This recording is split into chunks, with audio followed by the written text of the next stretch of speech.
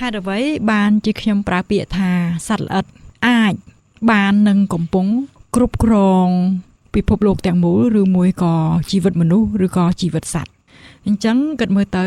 បើយើងរាប់សត្វល្អិតណាក៏ដោយដែលខំយើងមិនថាខំទៅបង្ករោគឬមិនបង្ករោគឧទាហរណ៍ថាមូសខំមូសខ្លះខំទៅកាត់គ្រុនឈាមគ្រុនឈីគ្រុនចាញ់ឬមួយក៏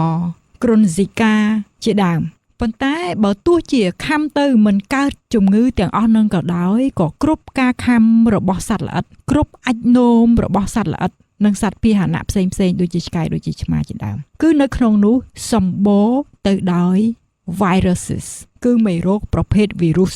ហើយក្នុងខ្លួនសត្វល្អិតហ្នឹងមានជាតិគីមីពុលជាច្រើនអញ្ចឹងពេលដែលវាខំទោះបីជាមិនកើតជំងឺគ្រុនឈាមឬក៏គ្រុនអីផ្សេងក៏ដោយក៏នៅតែមានអា virus ផ្សេងដែលចូលទៅក្នុងរាងកាយរបស់យើងតាមកន្លែងដែលវាខំហើយពួកប្រភេទមេរោគ virus ដែលចូលទៅក្នុងរាងកាយយើងតាមសំណាមដែលសត្វនឹងខំមានពេលខ្លះបង្កជំងឺមានពេលខ្លះអត់ក៏ប៉ុន្តែភាគច្រើនវាជាប្រភេទ retrovirus ប្រភេទ retrovirus ហ្នឹងគឺជាប្រភេទ virus ដែលមិនបង្កជំងឺធ្ងន់ធ្ងរភ្លាមទេមាន1 2ទេដែលអាចបង្កជំងឺធ្ងន់ធ្ងរភ្លាមហើយដែលអាចធ្វើឲ្យយើងចាប់អារម្មណ៍ខ្លាំងលើពិភពលោកហ្នឹងគឺ retrovirus ដែលជា HIV virus តែក្រៅពីនោះភាគច្រើនវាអត់សូវធ្ងន់ធ្ងរទេហើយអញ្ចឹងទៅយើងនាំគ្នាមិនសូវគិតគូរដិតដល់វាទេក៏ប៉ុន្តែអ្វីដែលវាធ្វើខ្លាំងជាងគេហ្នឹងគឺវាបង្កឲ្យប្រព័ន្ធការពាររាងកាយរបស់យើងហ្នឹងចុះខ្សោយវក់វីហើយធ្វើការខុសប្រក្រតីហើយមានពេលខ្លះឈានដល់ធ្វើការបំផ្លាញខ្លួនឯងដូចជារលាកសន្លាក់រ៉ាំរ៉ៃខូចតម្រងនោមកើតជំងឺបកកជាដើមហើយសត្វល្អិតទាំងនោះមានពេលខ្លះពេលដែល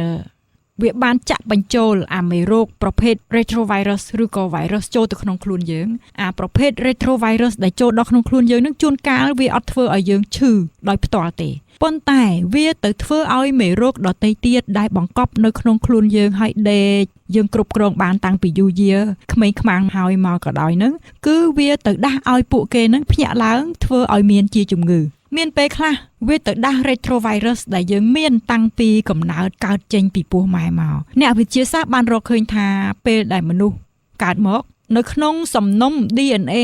របស់មនុស្សគឺមានន័យថា human genome នៅក្នុងនោះអាចមាន5ទៅ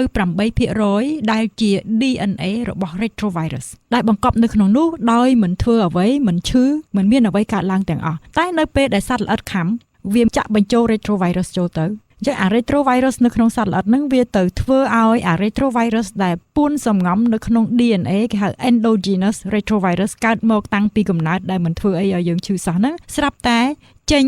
រូបរាងទៅជាជំងឺហើយមានពេលខ្លះរកមិនឃើញទេពេលខ្លះកើតទៅជាជំងឺមហារីកឈាមសជាដើមឧទាហរណ៍ហើយអ្នកខ្លះទៀតជំងឺមហារីកខួរក្បាលតាំងពីក្មេងក៏មានទៀតហើយអញ្ចឹងគួរតែប្រយ័ត្នចំពោះសត្វល្អិតទាំងអស់នោះខាំសត្វល្អិតហ្នឹងយើងរាប់មើលទៅដូចជាសត្វស្រមោចសត្វសង្អាសត្វមូសសត្វស្អីក៏ដោយឲ្យតាល្អិតមកខំយើងជួនកាលខ្លះយើងមិនទាំងស្គាល់ឈ្មោះសត្វហ្នឹងផងហើយមានពេលខ្លះវាខំហើយវាទៅបាត់យើងអត់បានមើលផងយើងឃើញតែស្នាមរបស់វាស្នាមកន្ទួលឬក៏រមាស់នៅលើស្បែកយើងហ្នឹងពួកហ្នឹងឲ្យតែខំគឺមានបញ្ហាមាន retrovirus ចាក់បញ្ចូលទៅក្នុងឈាមរបស់យើងតាមរយៈស្បែកកន្លែងដែលវាខំហ្នឹង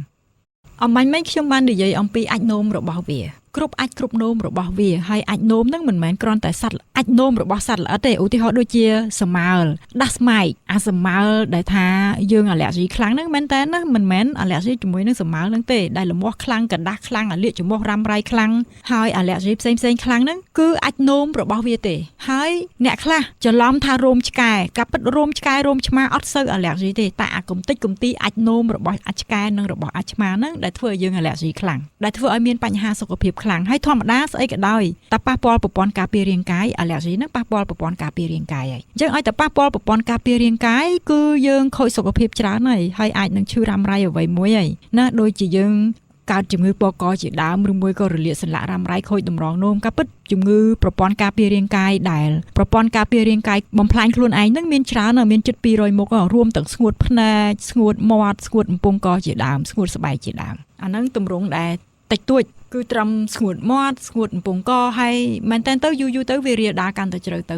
ហើយអញ្ចឹងឲ្យតែប៉ះពាល់ប្រព័ន្ធការពាររាងកាយអ្វីក៏ដោយគឺមានបញ្ហាច្រើនទាំងអស់ឥឡូវហ្នឹងយើងនិយាយអំពីសត្វល្អិតផ្សេងទៀតឧទាហរណ៍ថាព្រូនចង្កឹះរបស់មនុស្សក៏ដោយណា roundworm របស់មនុស្សក៏ដោយណារបស់ឆ្កែក៏ដោយពួកសត្វល្អិតទាំងអស់នោះវាផ្ទុកមេរោគរបស់វាដែលក្នុងនោះមានបាក់តេរីខ្លះទៅមានវីរុសភាគច្រើនជា retrovirus ខ្លះទៅក៏ប៉ុន្តែវាក៏មានសត្វល្អិតតទៀតនៅខាងក្នុងហ្នឹងអញ្ចឹងជាទូទៅមានពេលខ្លះយើងផ្ទុកសត្វល្អិតព្រូនតេញ៉ានៅក្នុងខ្លួនក្នុងពោះវៀនក្នុងឈាមរបស់យើងហ្នឹងមានពេលខ្លះព្រូនសត្វល្អិតហ្នឹងវាមិនសូវធ្វើអីយើងប៉ុន្តែពេលដែលវាកើតចាស់ឈឺស្លាប់វារលួយគឺវាបញ្ចេញជាតិគីមីពុលហ្នឹងមកវាបញ្ចេញមេរោគហ្នឹងមកជាពិសេសពួកvirus retrovirus ហើយនឹងសត្វល្អិតផ្សេងបាក់តេរីផ្សេងដែលវាបង្កប់នៅក្នុងខ្លួនសត្វល្អិតហ្នឹងគឺយើងឈឺតែម្ដងហើយឈឺហ្នឹងឈឺដោយមិនដឹងថាឈឺដោយសារព្រូនតេញ៉ាទេពីព្រោះការពិតវាមិនមែនព្រូនមិនមែនតេញ៉ាទៅគឺមេរោគរបស់ព្រូនមេរោគរបស់តេញ៉ាមេរោគរបស់សត្វល្អិតនឹងទៅទៀតណាមិញយើងនិយាយពីសត្វល្អិតខាំនៅលើស្បែកឥឡូវនេះយើងនិយាយអំពីសត្វល្អិតដែលនៅក្នុងខ្លួនយើងដែលជាព្រូនសត្វល្អិតតេញ៉ាដែលមនុស្សឈឺហើយទម្លាក់ព្រូនទម្លាក់សត្វល្អិតរាល់ដងហ្នឹងគឺអាព្រូននឹងម្ដងឥឡូវហ្នឹងចាក៏វាបង្កជំងឺប្រហាក់ប្រហែលគ្នានឹងសត្វខាំដែរហើយអាពួកសត្វហ្នឹងយើងឥឡូវឧទាហរណ៍ថាសម៉ោចខាំណាសម៉ោចខាំបើយើងគិតមើលទៅសម៉ោចគឺវាជាទូទៅនៅកន្លែងក្រខ្វក់អង្ក្រងជាទូទៅនៅកន្លែងក្រខ្វក់ហើយអង្ក្រងនោះចូលចិត្តលាមកណាស់ហើយអញ្ចឹងទៅនៅក្នុងនោះសម្បូរសត្វល្អិតខ្លាំងមែនតើនៅក្នុងខ្លួនវាហើយអ្នកវិទ្យាសាស្ត្រនៅក្នុងមន្ទីរពិសោធន៍ដែលគេស្រាវជ្រាវអំពីអត្តចរិតរបស់សត្វទាំងអស់ហ្នឹងនៅពេលដែលវាមានព្រូនមានសត្វល្អិតមានវីរុសមានមេរោគផ្សេងនៅក្នុងខ្លួនវាជាពិសេសបើគេស្រាវជ្រាវទៅលើសម៉ោចហ្នឹងនៅពេលដែលវាមានផ្ទុកសត្វល្អិតព្រូនតេញ៉ាអីហ្នឹងគឺវាចូលចិត្តទៅទុំនៅលើចុងស្មៅ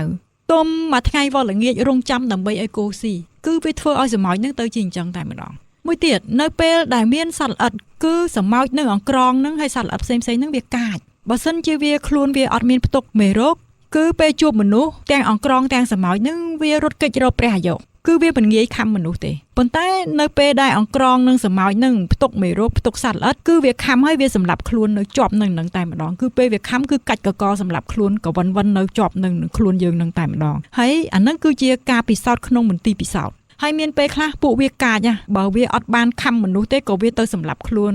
ដោយវិធីផ្សេងដែរឬមួយក៏វាទៅខំសត្វដទៃទៀតដើម្បីធ្វើម៉េចឲ្យខ្លួនវានឹងបែកចេញមេរោគនឹងអាចឆ្លងទៅកន្លែងផ្សេងទៀតបានណាពួកសត្វល្អិតខ្លះហ្នឹងវាមានសត្វល្អិតនៅក្នុងខ្លួនខ្លះគឺធ្វើឲ្យពួកវាហ្នឹងដូចជាសត្វអៀនឧទាហរណ៍វាធ្វើឲ្យខ្លួនវាហ្នឹងបែកហ្មងគឺវាមកធ្វើឲ្យយើងលំមាស់ឲ្យយើងនឹងវាទៅឲ្យវាបែកធ្លាយទៅនឹងបន្តពូជពងព្រូននឹងហើយនឹងសត្វល្អិតផ្សេងដែលមានបង្កប់នៅក្នុងខ្លួនអៀនហ្នឹងអញ្ចឹងសត្វអៀនហ្នឹងឃើញវាទូចអញ្ចឹងណាវារុកអញ្ចឹងលំមាស់គូតអីអញ្ចឹងគិតថាអត់អីក៏ប៉ុន្តែក៏ពិតវាផ្ទុកនៅមេរោគដទៃទៀតដែលបង្កឲ្យយើងឈឺបង្កឲ្យខួរក្បាលយើងនឹងរៀនអត់ចាំធ្វើឲ្យកាចធ្វើឲ្យឆេវឆាវធ្វើឲ្យខ្ជិលធ្វើឲ្យមួម៉ៅតបប្រមល់លូតលាស់មិនល្អទាំងប្រាជ្ញាទាំងខួរក្បាលទាំងរាងកាយ